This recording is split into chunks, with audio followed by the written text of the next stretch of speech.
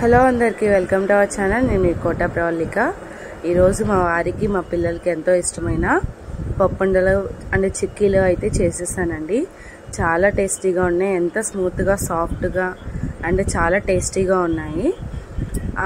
ఎప్పటి నుంచో అడుగుతున్నారు చేయమని, సర్లే అని చెప్పి ఇంకా మొన్న సరుకులకి ఎలాగో వెళ్ళాము.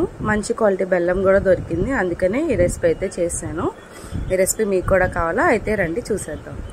ముందుగా స్టవ్ వెలిగించి బాండీ పెట్టి బాండీ హీట్ అయిన తర్వాత ఈ కప్పు నిండా పల్లీలు అయితే తీసుకున్నానండి. మంచి క్వాలిటీ పల్లీలు తీసుకున్నాను. ఇవి మంచిగా వేయించేసుకుంటున్నాను. తెలుసు కదా, పప్పుండకి బాగా క్రిస్పీగా అనేది వేగాలి. ఒక 7 మినిట్స్ మనవి కాదు అనుకుంటే మంచిగా అయితే వేగిపోతాయి. ఇలా కలుపుతూ ఈవెన్గా వేయించేసుకోండి. అప్పుడు అన్ని పక్కల చక్కగా వేగిపోతాయి. ఇలా కలుపుతూనే వేయించేసుకోండి. ఎగ్జాక్ట్గా 6 మినిట్స్కి అయితే ఇలా ఈ రంగులో అయితే వచ్చేసాయి. ఇంకో 1 మినిట్ వేయించేసుకుంటే మనం అనుకున్న ఆ వేపు అనేది వచ్చేస్తుంది. చూసారు కదా, ఎగ్జాక్ట్గా 7 మినిట్స్కి అయితే ఇలా వేగిపోయాయి. ఇప్పుడు స్టవ్ ఆఫ్ చేసేసుకొని మంచిగా చల్లారి పెట్టేసుకోండి. కొంచెం మనం చెయ్యి పెట్టే వేడి ఉంటే చాలండి. ఇదిగోండి, ఇలా అయితే వేగిపోయాయి. ఇప్పుడు దీన్ని నేను చూపిస్తున్నాను చూడండి.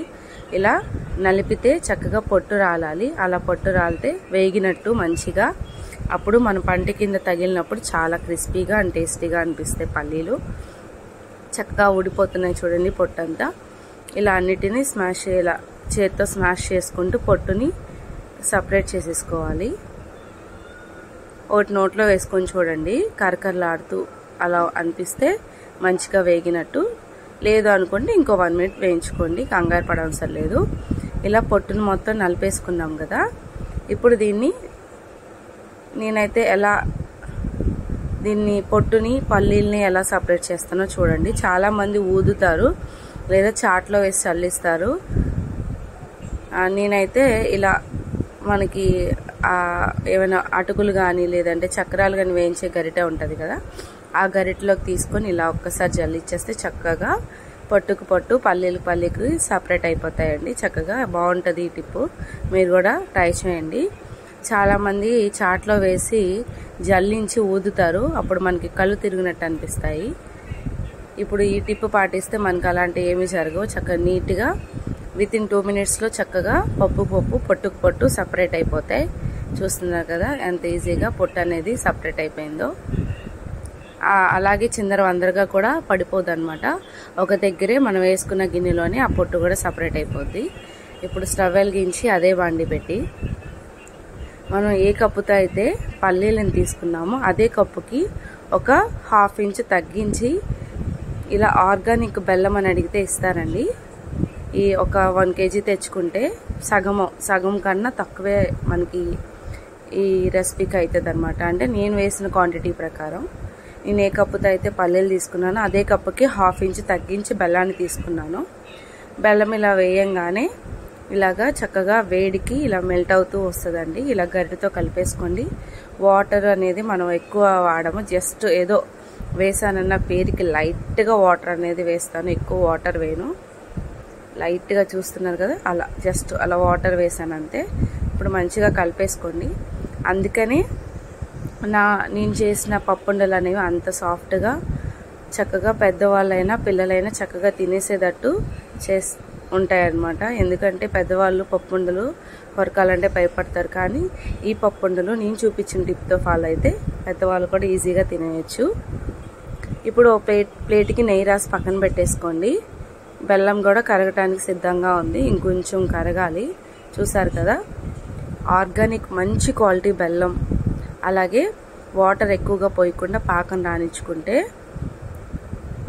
చాలా టేస్టీగా అనేవి పప్పుండలు చిక్కీలు రెడీ అయిపోతే ఇలాగా పాకం మరిగిన తర్వాత ఒక 4 టేబుల్ స్పూన్ వాటర్ తీసుకొని కొంచెం పాకాన్ని దాంట్లో వేసుకొని ఇలా చుడితే ఉండ రావాలండి. చూస్తున్నారు కదా ఎంత త్వరగా ఉండ వచ్చేసిందో. మనం వేసి జస్ట్ 3 మినిట్స్ కూడా కావట్లేదు బెల్లాన్ని పాన్లో వేసి, కానీ వాటర్ పోయకుండా ఆ హీటింగ్కే మెల్ట్ అవనిచ్చాం కాబట్టి త్వరగా వచ్చేసింది. చాలా తీగగా వస్తుంది అనమాట. అది నవ్వులుతుంటే చాలా జల్లీగా ఉంది ఆ బెల్లం అనేది. ఇలా ఉండాలండి బెల్లం. ఈ కలర్లో ఉండాలి బెల్లం మనం తీసుకునేటప్పుడు పప్పు ఉండకు కానీ చిక్కీలకు కానీ. ఇప్పుడు ఇలా బెల్లం మరుగుతుండగా మంటను మీడియం ఫ్లేమ్లోకి పెట్టుకొని ఇందాక వేయించి పొట్టు తీసిన పల్లీని దీంట్లో యాడ్ చేసేసుకొని స్టవ్ ఆఫ్ చేసేసుకోండి. ఈ పాకానికి పప్పుండ అంతా పప్పులన్నీ పట్టే వరకు స్టవ్ ఆఫ్ చేసేసుకొని ఈ పాకం అంతా పప్పులు పీల్చేసుకున్న తర్వాత స్టవ్ వెలిగించుకుందాం.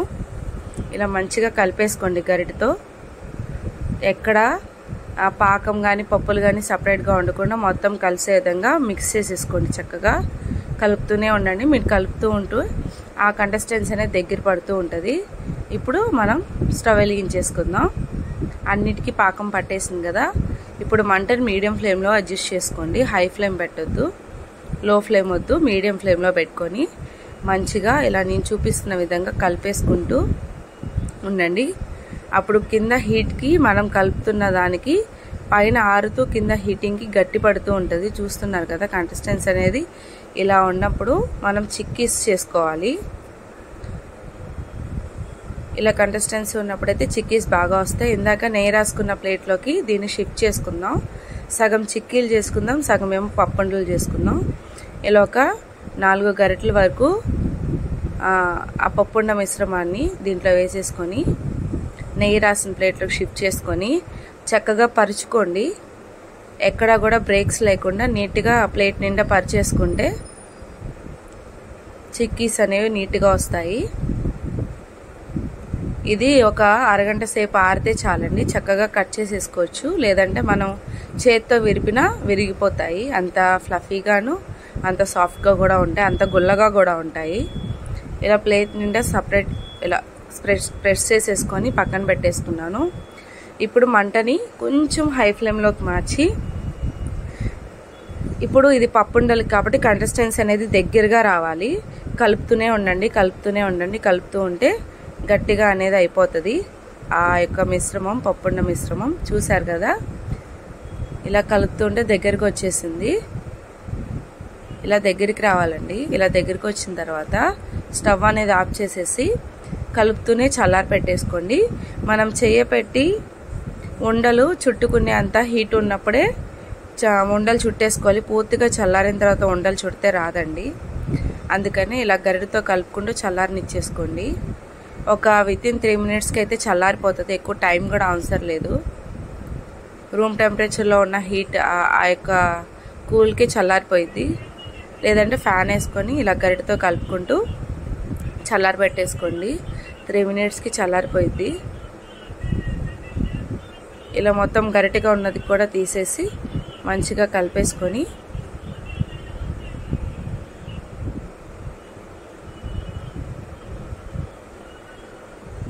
ఇప్పుడు చేతికి నెయ్యి రాసుకోవాలి.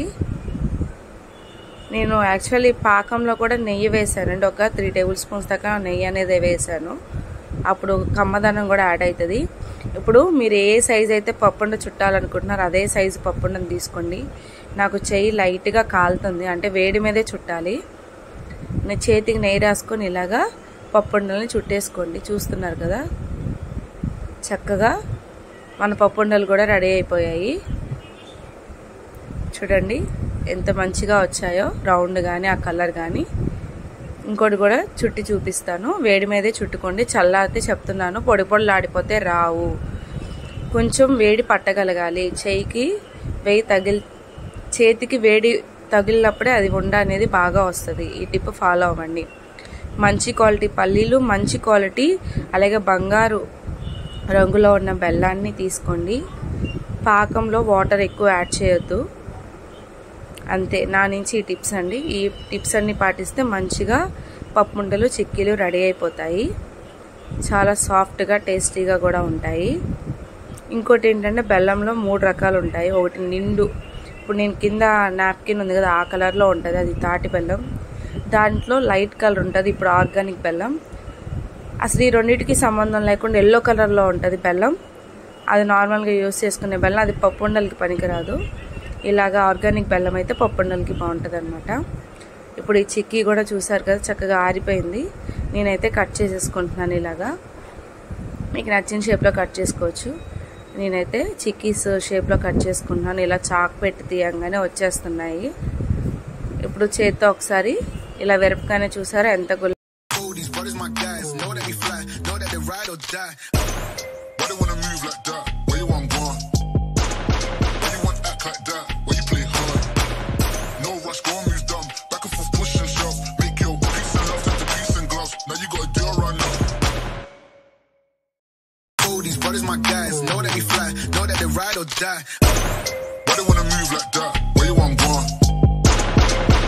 act like that? Where you play hard?